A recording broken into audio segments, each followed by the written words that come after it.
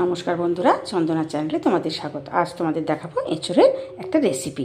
তার জন্য এঁচড়গুলো এরকম ডুবো ডুবো করে কেটে একটু নুন আর হলুদ দিয়ে প্রথমে সেদ্ধ করবো, ঠিক আছে? তো বন্ধুরা, এরপরে একটা গ্যাসের মধ্যে একটু জল বসিয়ে তাতে একটু টমেটো, কাঁচা লঙ্কা, শুকনো লঙ্কা আর আদা এইভাবে একটু বসিয়ে সেদ্ধ করতে নিতে হবে, ঠিক আছে?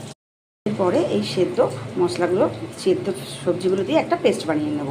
আর টমেটো, আদা, কাঁচা লঙ্কা, শুকনো লঙ্কা, আর তার সাথে দেবো টক দই, ধনে, জিরে, কাশ্মীরি লঙ্কা, হলুদ, একটু নুন আর চিনি দিয়ে একটা মিহি পেস্ট বানিয়ে নেবো, ঠিক আছে? দেখো বন্ধুরা, এই সর্ষের তেলটা আবার হাই ফ্লেমে একটু গরম করে দিয়েছি।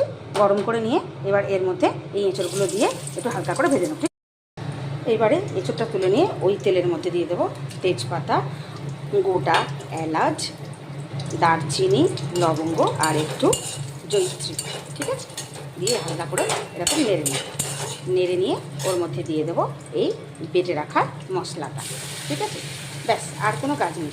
দিয়ে এইটা এবার হালকা হালকা করে এইভাবে নাড়তে থাকুন যতক্ষণ না মশলাটা শুকনো হয়ে যায়, ঠিক আছে বন্ধুরা? এইভাবে মশলার মধ্যে তেল চলে এলে তখন এর মধ্যে আমরা এই ভেজে রাখা এঁচড়গুলো দেবো, ঠিক আছে? দিয়ে এইভাবে একটু নাড়াচাড়া করব।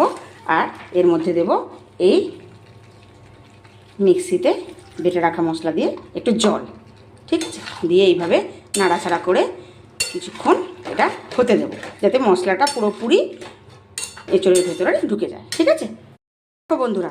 এইভাবে শুকনো হয়ে এলে, গা মাখা মাখা হয়ে এলে এর মধ্যে একটু গুঁড়ো গরম মশলা আর দেবো একটুখানি ঘি দিয়ে এইভাবে নাড়িয়ে চাড়িয়ে নিয়ে একটুখানি স্ট্যান্ডিং টাইম দিয়ে নামিয়ে নেব, ঠিক আছে? আর এর নাম হলো আমাদের আজকে পনির এঁচড়, ঠিক আছে? আর আমার চ্যানেল যদি তোমাদের ভালো লাগে তাহলে সাবস্ক্রাইব করো, লাইক করো, শেয়ার করো আর কমেন্ট করো তোমরা কে কোথা থেকে দেখছো, ঠিক আছে? টাটা।